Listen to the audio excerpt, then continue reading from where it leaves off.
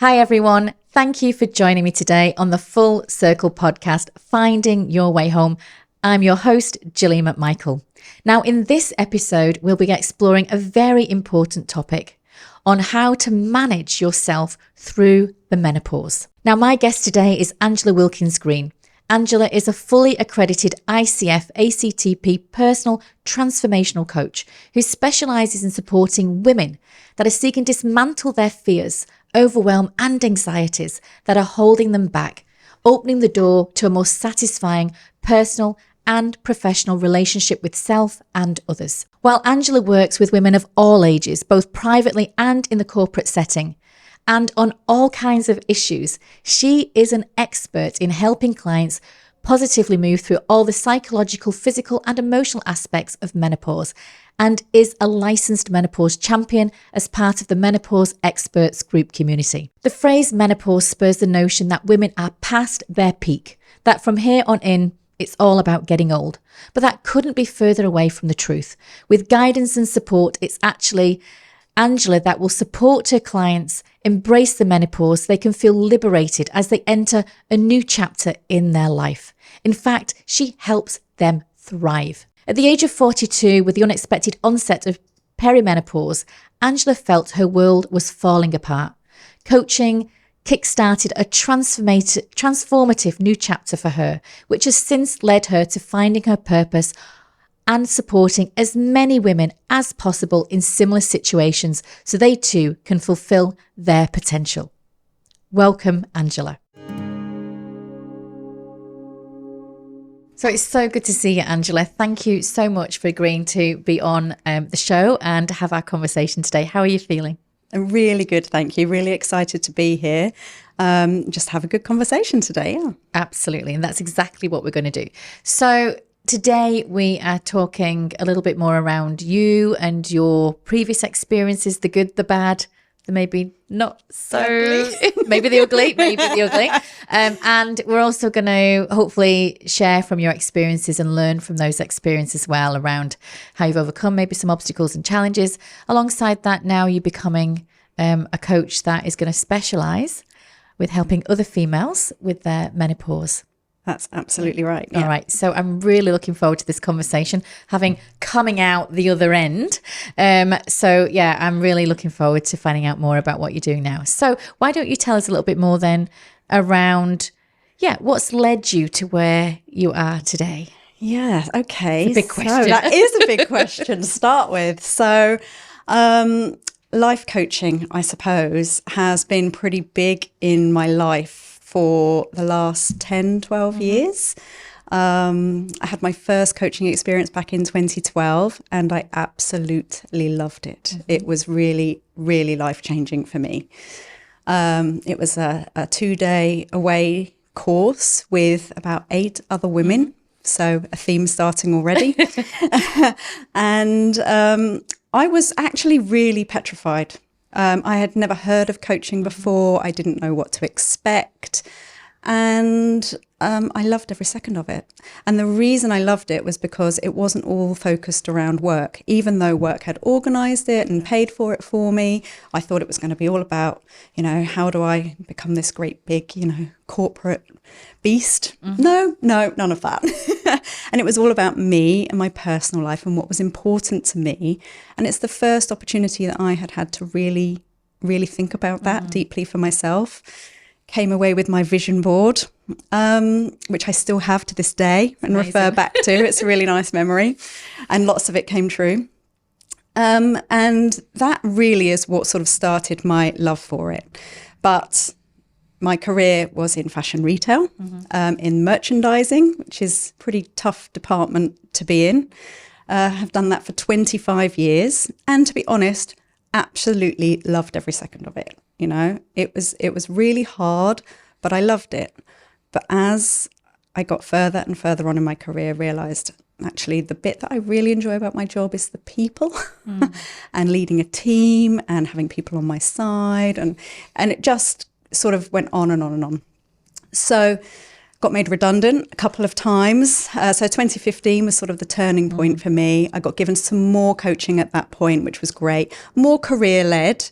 So very different coaching experience. And really that took me all the way up to 2020. And COVID hit. Everybody's worlds fell apart.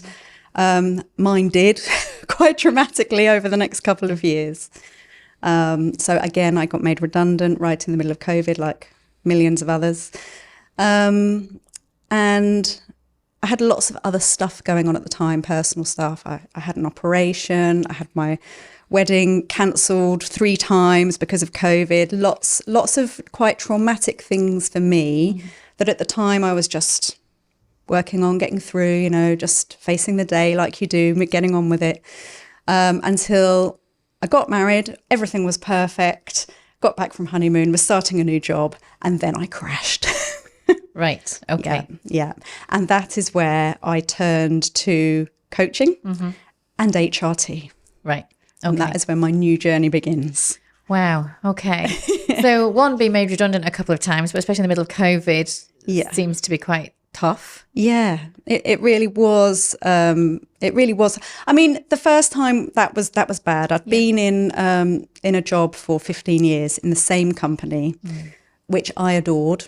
And probably if that company was still going, I'd probably still be there today. Yeah. It was a family and I loved it. So that was a very traumatic time. To work out what was going to come next. I was petrified about what I was going to be able to do, and were other companies going to accept me and know what I was capable of. Imposter syndrome talking a little bit there, that definitely was going on for me at the time. But for the 2020 redundancy, actually, I just accepted for what it was. It was probably the right time for me. So traumatic in the sense that, how am I going to go and get another job when this is going on in the world? But actually knew really deep down that actually it was the right thing for me. Okay. So tell me then around coaching. So what prompted you then to train to become a coach? My husband. Oh, wow. Yeah. I have the most wonderful, supportive husband. And so I had about a 3-month period where I literally crashed and hit the floor and did not know how to pick up. So we'll come back to that. But he just said to me one day, do you think it's about time you thought about the coaching? And that's literally what he said between Christmas and New Year. And 1 week later, I was signed up to your course. It was just like that. It was literally just like that. I mean, I did reach out to a couple of other coaches that had coached me before to ask for some advice, which was gratefully received. But I knew as soon as he said it that it was absolutely the right thing for me. That's exactly what I needed to do. And I knew I needed it personally as well as for my long-term career. Yeah, that makes perfect. Yeah, it does make sense actually. So tell me about the crash. What happened? Yeah, well, I now know, I didn't at the time, but I now know it was perimenopause. And how old was you then? 42. Right. So that's quite early, right? Yeah. So not as early as you think, but for me, I had absolutely no idea that it could happen that early in your 40s. It can actually happen in your late 30s. Yeah. But I had no idea. My extent of knowing what menopause was that your period stopped, you'd probably get some hot flushes, and you were probably going to be in your 50s. So at 42, when actually my lovely mum had been saying to me a few times, I think it might be perimenopause. But I think I was just in complete denial. Like, don't be ridiculous. It can't be. I'm too young. I've got an older sister. She's not there. So why would it be happening to me? Surely it's going to come to her first. But that's not the way the world works. So, she said it to me a few times. And through that 3-month period, all of a sudden, the night sweats for me. Right. So that was the thing that I recognised as a symptom that made me go, oh, well, maybe my mum is right. And got me to sort of stand up and listen. Right. But by this time, I had left my new job, just literally could not cope every day with logging on and doing that, which to this day is disappointing, but here we are. And I got onto the doctors in the early January. So I sort of by the end of December, I knew what was happening. My husband had given me the, come on, you can do this. And beginning of January, off I went. Got my HRT, got myself on the course, and picked myself up slowly but surely. But I would imagine, I mean, I have to be honest, I mean, obviously I've experienced some of those things that you've talked about, but for you personally going through that, at the beginning, was there confusion around what was going on? Hugely. Tell me more about that. Yeah. I like to think of myself, always have, as this fairly strong woman. And I always sort of go like this because sometimes I'm really strong and I'm really headstrong and I know what I want. And other times I go, but you're Angela, you can't possibly do that. And so what I now know is that what was happening to me was everything, all the doubts that I had throughout my 20s and 30s, perimenopause were just exacerbating. Yeah. Mm-hmm. And so, although I had no idea what was going on for me, I was recognizing some of the signs in me. And I mean, at one point, I honestly thought, am I getting dementia? Because my brain fog, my memory function just disappeared. Yeah. You know, and I didn't know from one day to the next what I was going to wake up feeling like, whether I was going to be okay or whether I was going to have one of those really bad days. So it was so confusing from one day to the next. And it's, you know, for me, the big thing was what was going on in my mind. But for a lot of women, and to an extent for me, there are huge amounts of physical symptoms that you're going through as well that people don't talk about. No. And so you don't feel like they're conversations you can easily have, even with your best friends. Mm-hmm. Luckily, I have my mum and my two sisters, but even then, they're conversations that you don't really want to be picking up on, whereas we should. So what type of things were you not talking about then? Some of the symptoms that I was suffering from were really the hot sweats were the worst thing. And there's an embarrassment about that, because actually you're waking up in the morning, and, you know, even trying to, oh God, Miles, don't look at the bed, don't look at I am literally dripping. Yeah. You know, it's really embarrassing. You know, for me, there was painful sex, there was all sorts of things that were going on that I'm just trying to ignore. Yeah. Because it's got to be something else. Yeah. And it is the things that women don't want to talk about. And then when it comes to the emotional stuff, actually, when you're trying to hold down a really big corporate job, you can't show that weakness, or you don't think you can show that weakness. You know, and in the moment when you're worrying and you're anxious about everything, all of that just gets worse. Yeah. Because you feel like, I can't possibly tell anybody how I'm feeling, how I'm coming to work shaking. You know, it's I totally understand that. Yeah. And I think you're right. I think there's a lot that's not said. Yeah. And I suppose in many ways, up until recently, is it fair to say it's been a bit more of a taboo subject? I would completely agree. Where women haven't talked about it and expressed themselves clearly around what they're really experiencing. Absolutely. I mean, I think, you know, even if I think about my mum, and I have a young mum, you know, there was no conversation about it. And I think I now know with her that she did have conversations with her friends about it, a couple of her close friends, and actually, you know, getting help was pretty much discouraged. You know, HRT back then was a no-no. Yeah. And my mum was absolutely told by her doctor, I'm not putting you on HRT, you can't have it. So whereas I feel extremely lucky, you know, mine happened around the time of Davina, you know, so I feel like it's now no longer a taboo subject. We can have these open conversations about it. And everybody now at least knows the words, even if they don't know anything about what that means. But now is the time to start educating people, and that's what I'm really hoping to do. Yeah, it sounds amazing. So it's interesting, isn't it? So when you then went on HRT, so tell me how was that for you? Because I know HRT is one of those topics where some women are absolutely anti, I'm not going to be taking it, I don't want it. Some people don't even need it. Yeah. But others have gone to that as an option. And for me, there's no judgment. It's whatever feels right for everybody's personal experience and body and hormones. So for you chose to take HRT. So what was the difference and what did it feel like once it got into your system? Firstly, I just want to say I completely agree with you. It's totally individual to every woman to decide what she wants. And I'm really keen to reach the 20 and 30-year-olds out there so that they can go into this prepared, whereas we have not gone into this prepared. HRT for me really was all I knew to go to, because there was nothing really out there to tell me what else to do. What other options have I got? And I have to admit, I was really lucky with I say I was really lucky. I'm one of the lucky ones with my GP. At the age of 42, I phoned my GP because what else do you do? You couldn't get you can't get to see a doctor these days, can you? And she didn't really question it. She just said, absolutely, everything you're telling me about your symptoms talks to that. We can put you on HRT. Or we can give you antidepressants. So they were my two options. I've always been very clear, not going there with antidepressants. So HRT was what it was.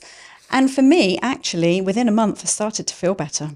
Amazing. Which is because I know it takes some people quite a long time, doesn't it, to get it right? And some people never do. Yeah. So, but I have to say, 6 months later, I could start to feel that it wasn't working again. Right. And so I have actually been back twice now to change my medication levels. So even though I started to feel better straight away at the time, which was fantastic for me, it doesn't necessarily mean that that's going to be the case throughout and you're sorted. It absolutely doesn't. It's just moving all of the time.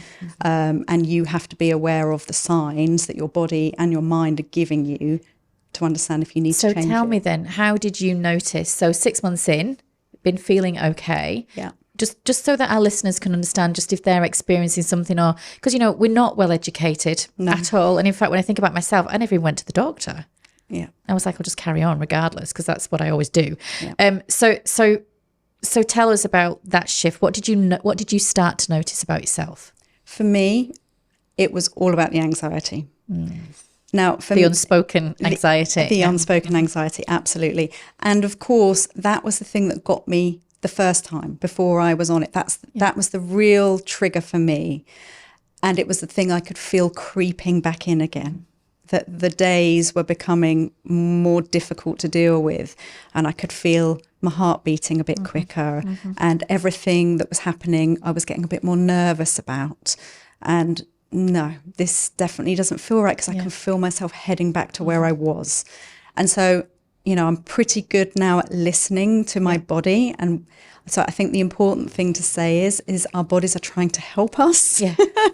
Lots of people think our bodies are punishing us when it's making us feel this, but it's trying to help us, because it's trying to help us recognize that something isn't right and we need to change something or do something about it. And so I did go straight back to the doctor at this point. But I have to say, it's not always easy to do. Yeah. And I am at the moment in a stage where I need to go back and reevaluate. And I keep putting it off. But I know I'm going to have to go and have that conversation. What's making you put it off at the moment then, if you know? Well, I think possibly my anxiety levels are up again. Right. And so, of course, because my anxiety levels are up again, I'm nervous to go and have that conversation with the doctor. So I'm nervous about what they're going to say. What I really want is to go to the doctor and say, I want you to check all of my levels. I want you to check my hormone levels. I want you to check my thyroid. I want you to check my vitamin D. Yeah. But I'm just nervous they're going to not do those checks. So from the very start of my journey, I have not had a single blood test to tell me what my levels are. So it's all guesswork. Right. And that's the same for millions of women, especially in the UK. Generally in the US, it's different. But in the UK, our GPs, even if you are lucky enough to have a GP that will give you the HRT, to then have all the tests you need to really make sure you're in the right level of HRT, that's a whole different story. That's really hard to hear, actually. Yeah.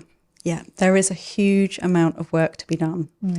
And when we go to our GP, a lot of women now that are doing all of this research for themselves might know more than their GP does. Yeah. That in many ways doesn't necessarily surprise me, but it's still hard to hear, isn't it? And actually quite scary. Yeah. That the people that we would rely on perhaps maybe don't have the knowledge or are not able to do the work or the tests that we need to have done. Yeah. So I can see that you're passionate about this.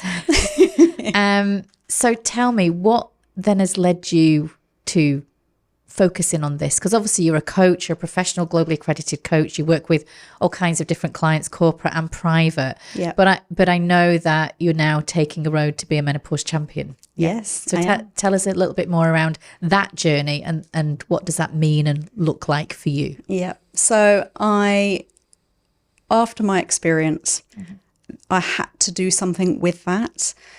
And I'm so passionate about the coaching because I know what it can do for people, that for me to be able to merge the two just absolutely seems like the right thing to do, because I'm passionate about them both. Yeah. Because I don't ever want another woman to go through what I did and feel that bad in the moment. You know, for 3 months, I woke up and I cried every day. Yeah. No one should be having to do that. And there is lots of help out there if you go and search it out. We are having to search it out at the moment. Yeah. So, and most recently, I found online a group called the Menopause Experts Group. Tell me more. And they're a fantastic group of women who are growing at the rate of knots. And they are doing everything in their power to bring menopause to the forefront. There are lots of different groups out there, but they are fantastic in their training. And so you can sign up as a champion, which is what I have done. So I am now a menopause licensed champion. Brilliant. With the Meg group.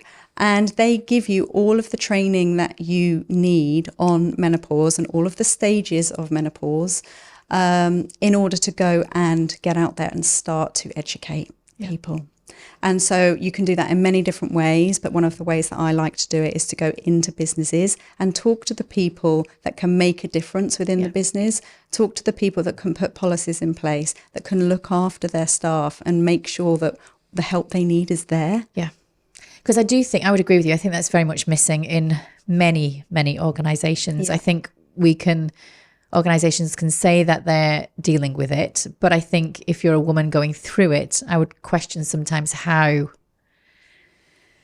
accurate they are in terms of genuinely supporting, and whether or not, whether it's a meaningful, kind of activity or support, or whatever it might be.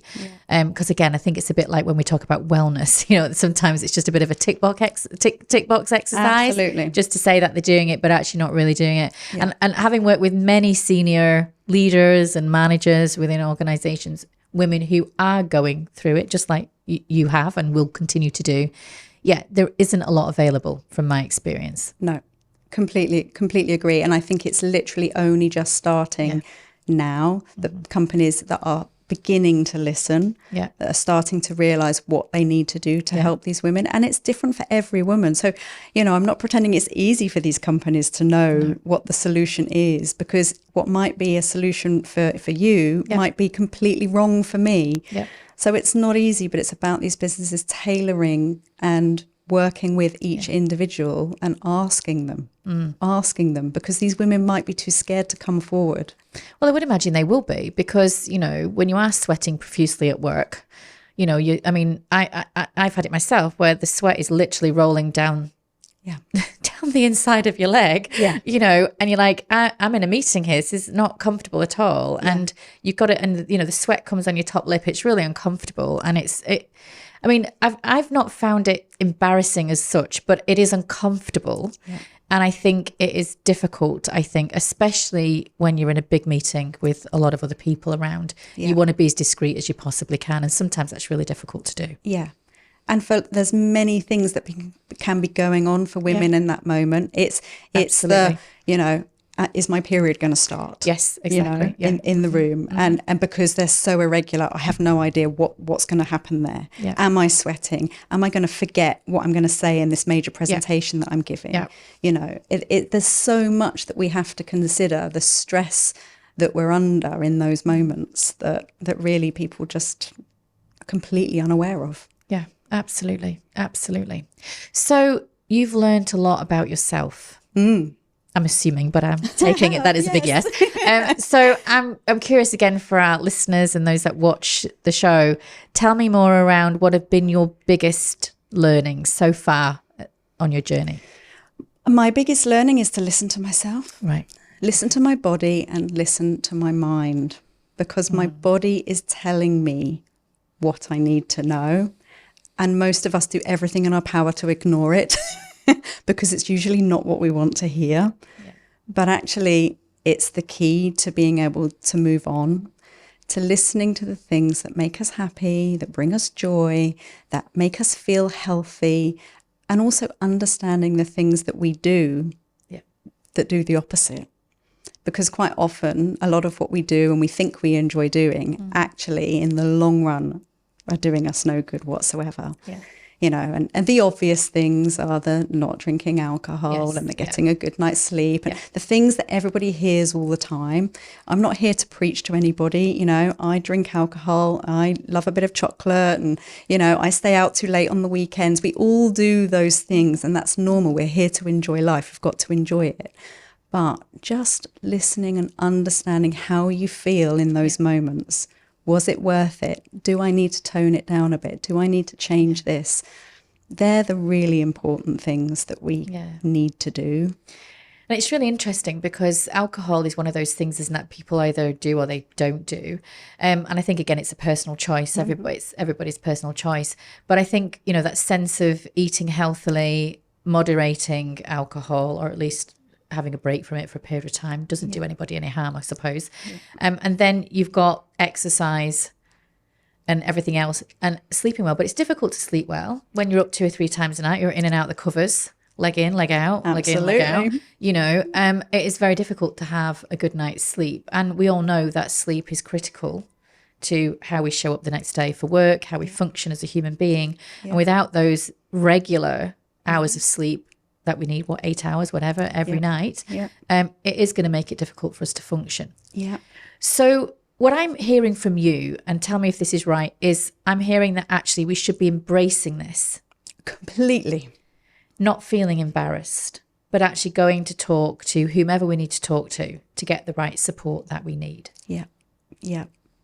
So what would you say if somebody is feeling embarrassed about what they're going through, or parking it and not listening to their body at this stage? I think the important thing to remember is it's not just you. Yeah. You know, 50% of the world's population are either going through, have gone through, or are going to go through what you are feeling, just on different levels. And so it's estimated about 13 million women in the UK at the moment are in one stage of the menopause. That's a lot of women out there that we can go to for support. So if you don't want to talk to a member of your family or a close friend or someone that knows you, there will be someone out there that can help you. I'm one of them. There are lots of groups out there.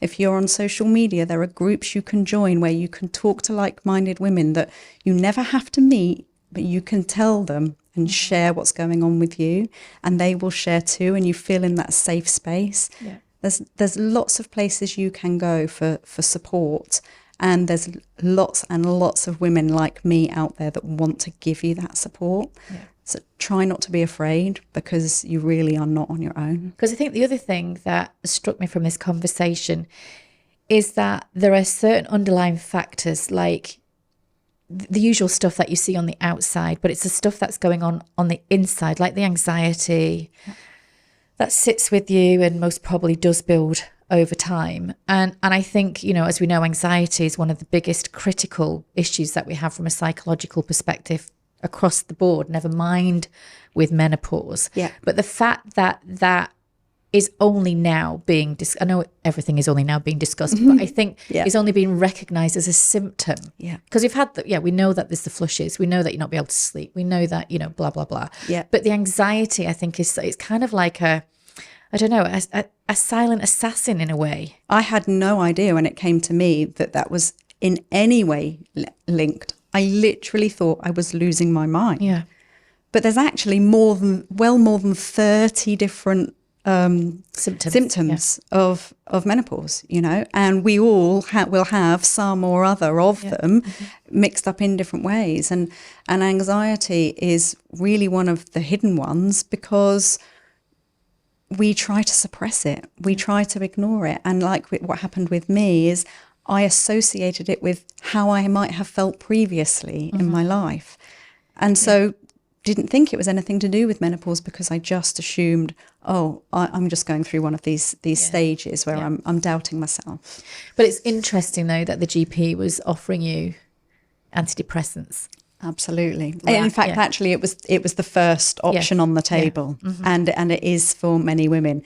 But antidepressants will do absolutely nothing for your menopause. Correct. So if you believe that it is the menopause that you are going through, you should really, if you want to go down the medication route, if that's something that you want to consider, then it should be HRT over that. So it's really understanding yourself. So I think we've got to be careful then not to jump to conclusions or assumptions too quickly. Yeah. And for those that might be seeking help from GPs, to make sure that actually that's not necessarily the first port of call. There could be other things that are going on that are affecting the anxiety. Absolutely, yeah. So you really have to be sure what you think it is. And if you are unsure, and if there are other things going on for you in your world, then, you know, if you're under 45, the doctor should be offering you a blood test to check your hormone levels. Once you're above 45, there is no point in having the blood test, because by then your hormones are likely to be so fluctuating that what the result one day will be completely different the next day. So,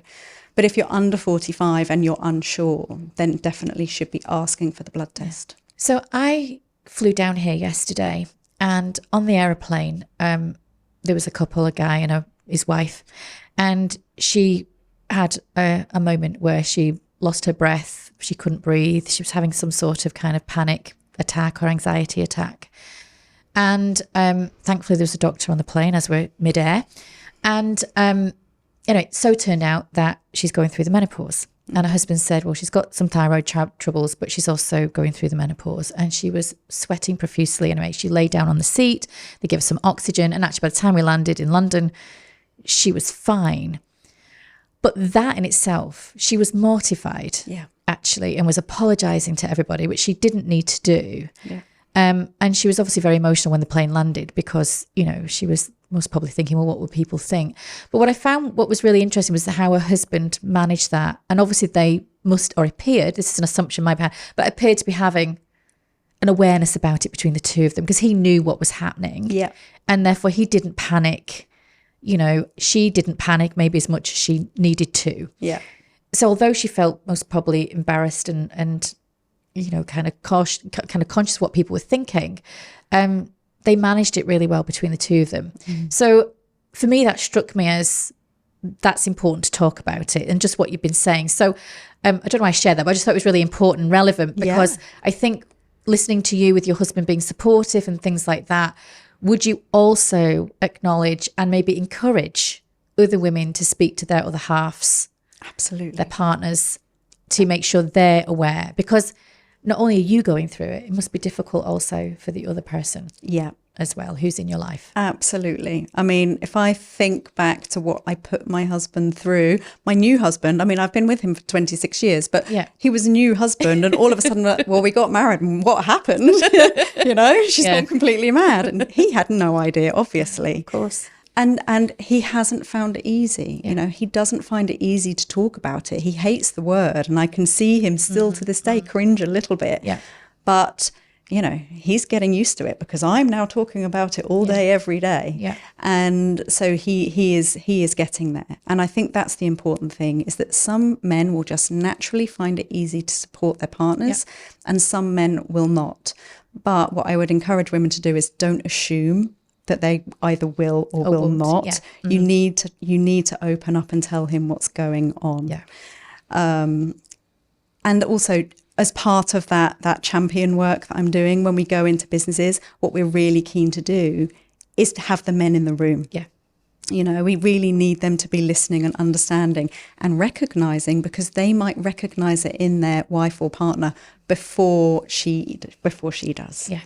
And it's helping him have the conversation to say to her, do you think this is what could be going on? Yeah. Because actually, you know, for some men will be petrified of having that conversation, because how will she react? Of course. You know, no woman wants to be told, are you going through the menopause? Yeah. even though it's going to happen. But it's interesting because the menopause has that, I don't know, to do with age. Maybe you're getting past it, you're getting older, you just kind of be shriveled up and thrown out to the side, you're not attractive anymore, and all of those things. Yeah. And I think it's really interesting because I feel it's actually quite the opposite. Me too. Because I don't know, as you reach a certain age, you become wiser, you become more confident in your own body. I appreciate when you're going through it, it's not that easy. Yeah. But certainly as somebody who's coming out the other end, I would say that I feel more confident now with who I am than I've ever been. And I'm wondering what's your take on that through the work that you've been doing with women too? Completely agree with you, especially for myself. You know, I'm obviously still in it, you know, I'm still fairly early days in perimenopause, but already I feel really empowered to take charge of my own life, you know. So actually I've got out of a career that wasn't bringing me joy anymore. I'm doing something that I love every day, and I've taken charge of what I wanted to do. And women will do that in all sorts of different ways. It doesn't mean going out and starting your own business and changing your career. It's just about you being in control of what you want to happen in your life. And actually it just gives us that opportunity to take stock and work out what brings us joy and follow the path. And I love that word, just kind of sense of just really empowering yourself, because I do think it's very liberating to take charge of how you're feeling, what you need. Yeah. Whether it's HRT or not, or whatever else it is in your life. Yeah. In essence. We've got so many amazing things that we can talk about around this. So, but as we're drawing our conversation to a close, which we have to do, I'm afraid, I'm curious around what advice. So you've talked about, you know, talking to people, not holding this or carrying this burden on your own. Is there any other top tips that you can share that you know will help someone else who's going through this or about to go through it? Yeah, it's actually an interesting one, because what I'm really keen to do is talk to the 20 and 30-year-olds. To prepare them. Because actually nobody taught them any of this at school. Nope. So they're not listening. They hear us, we talk about menopause, they'll probably turn off. But please don't, because you need to hear it. And actually you can be preparing now. So what you need to do is really understand your own body, what feels good, what is normal for you, you know, really understand how you feel mentally, but how you feel physically, the things that make you feel good and the things that don't. So that as you start to get to your late 30s or to your early 40s, you're in the best possible mental and physical shape for those changes to start to happen. Because if we're in the best shape possible, you might just not need the HRT. You might be able to manage without it. Yeah. So I'm really keen that women start to educate themselves and find out. And for the women that are already going through it, it really is about listening to your body and making the changes that you know you need to make, not cutting everything out completely, but just it's the small changes that make the big difference. So cutting down on alcohol, or, you know, if you're a big chocolate fan, try and move away from the milk chocolate, go to the darker chocolate. It's all the things we all know, but actually working on the mind as well, because everybody always talks about your diet, your nutrition, your exercise routine, but lots of women, I'm definitely an example of this, all of that just goes out the window if my mind isn't in the right state. So everything has to be working together. For it to all come together. Absolutely. It's that complete and utter mind-body connection, isn't it, really? Yeah, absolutely. Yeah. Okay, fantastic. So where can people find you, and where can they get hold if they want to talk to you further? Okay, so I've got my own website. So my company is called Green Path Coaching. Website's nice and easy, greenpathcoaching.com. And I'm also on LinkedIn and Instagram. So both of those are under my company name, Green Path Coaching. So please do look me up. I'm sure they will. Thank you so much for a really great conversation. It's been lovely to have you here. Thank you so much.